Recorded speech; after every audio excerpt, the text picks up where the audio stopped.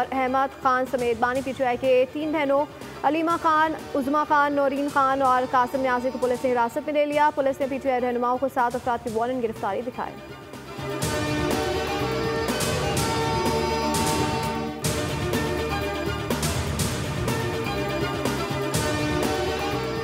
Umarkot NA 213 ज़िमनी election 18 polling station से गैर हतमी गैर सरकारी नतीजा। पीपल्स पार्टी की सबा तालपुर 7482 वोट लेकर आगे। अपोजिशन के मुश्तरका उम्मीदवार मालही 3368 वोट लेकर दूसरे नंबर पर हैं।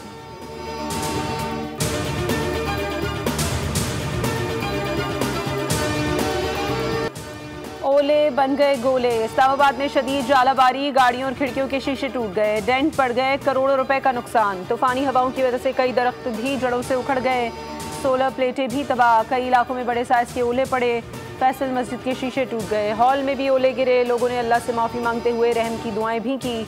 मलिका कोहिसार मरी और गिरदोनवाह में भी गरज चमक के साथ बारिश।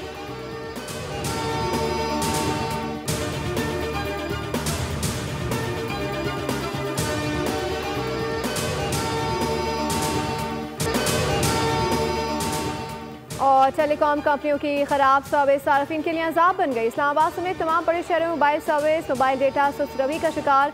मोटरवेज पर दौरान सफ़र भी सार्फिन को बिला तातुल सर्विस मुयसर नहीं।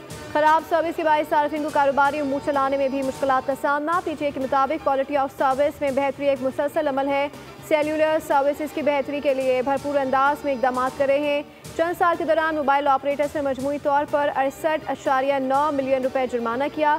कंपनियों पर आए जुर्माने में 1.6 मिलियन रुपए वसूल किए जा चुके हैं।